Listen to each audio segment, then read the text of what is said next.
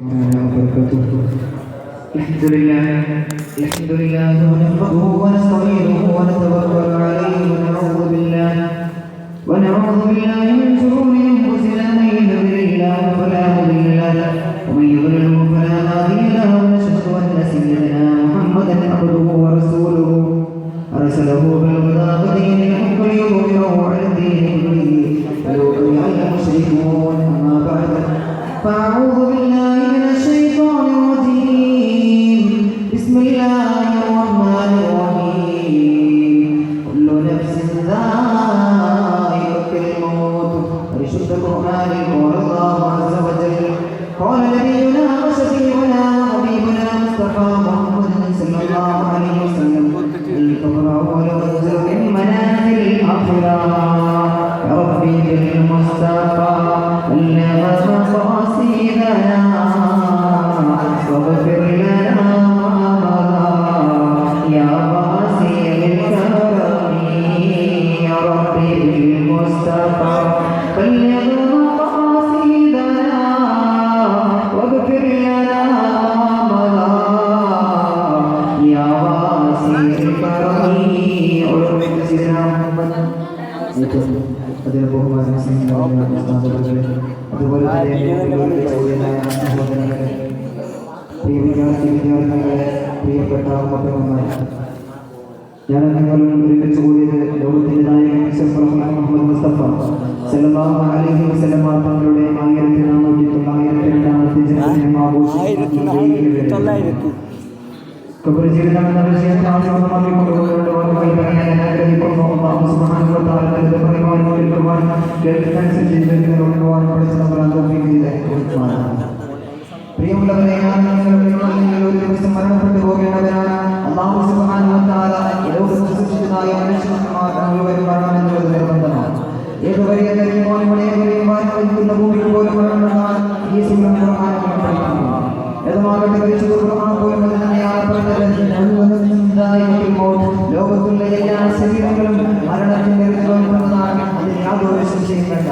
അങ്ങനെ ഞാൻ നിങ്ങൾ മരണപ്പെട്ടു പോയാൽ നമ്മുടെ മയ്യത്തിനെ നമ്മുടെ ബന്ധുക്കളും സുഹൃത്തുക്കളും കുളിപ്പിച്ചുകൊണ്ട് ആ മയ്യത്തിനെ കൊമ്പുകളെ കുളിച്ചുകൊണ്ട് നമ്മുടെ മയ്യത്തിനെ കൊണ്ടുപോവുകയാണ്. എവിടേക്കാണ് നമ്മുടെ മയ്യത്തിനെ കൊണ്ടുപോകുന്നതാണ്? നമുക്ക് വേണ്ടി ഒരുക്കി വെച്ചിരിക്കുന്ന നാടുന്ന പച്ചമണ്ണിലേക്കാണ്. എന്നേക്കും ശാശ്വതമായ ജീവിതമാണ് അവിടെ പ്രകൃതിയായ ജീവിതം ആരംഭിക്കുന്ന അവസരത്തിലേക്കുള്ള ആദ്യത്തെ വീടാണ് എന്ന് പരിശുദ്ധ മുഹമ്മദ് മുസ്തഫ സല്ലല്ലാഹു അലൈഹി വസല്ലം തങ്ങൾ പറയുകയാണ്. അവസര ലോകത്തിലേക്കുള്ള ആദ്യത്തെ വീടാണ് ഖബർ എന്നുള്ളത്. ആ ഖബർ എന്ന വീട്ടിലേക്ക് എന്നെയും നിങ്ങളെയും കൊണ്ടുപോകുമ്പോൾ നമ്മുടെ സുഹൃത്തുക്കളും നമ്മുടെ ബന്ധുക്കളും നമ്മുടെ മയ്യത്തിനാകുന്ന പച്ചമണ്ണിലേക്ക് താഴ്ത്തി വെക്കുകയാണ്.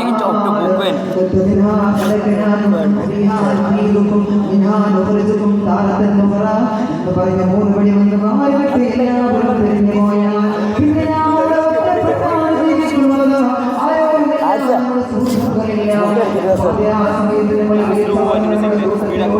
ജീവിക്കുന്നത് അവിടെയെല്ലാം എന്ന് മാത്രമല്ല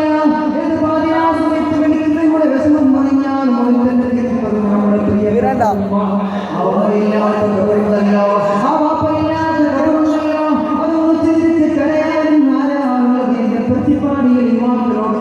ചോദിക്കുകയാണ്. ആ ചിന്തിച്ചുകൊണ്ട് എത്രമാത്രം ഞാൻ കണ്ണുനീർ ഒഴിച്ചിട്ടുണ്ട്. ശരികളെ കണ്ടുകൊണ്ട് കഴിയുന്ന പെണ്ണലെ സിനിമ കണ്ടുകൊണ്ട് കഴിയുന്ന ഞങ്ങളെ ചിന്തിച്ചു പോകണേ. ചരിത്രമറിയില്ലേ? മഹാനായ ഇസ്ലാമിക പീഠത്തിന്റെ 3ാമത്തെ ഖലീഫയായ ഉസ്മാൻ ഇബ്നു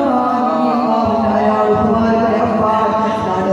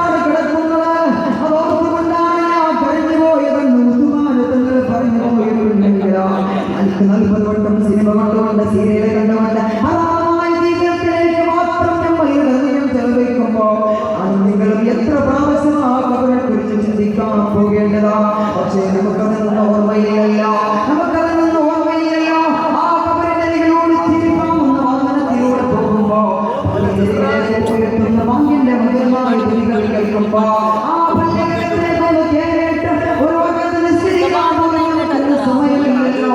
പോലെ പോകണ്ട.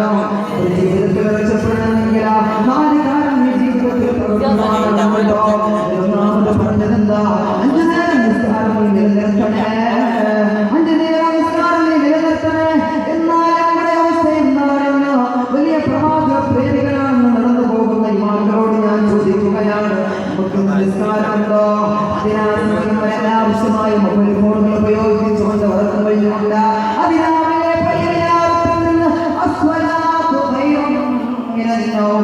വാക്കിന്റെ മധുരമായ ധ്വനികൾ കേൾക്കുമ്പോ തൂക്കം വലിച്ച് കടന്നുറങ്ങുന്ന ചെറുപ്പക്കാര, നിന്റെ കബറിലേക്ക് ആരാണ് പൊന്നുപോലെ വരുന്നത്?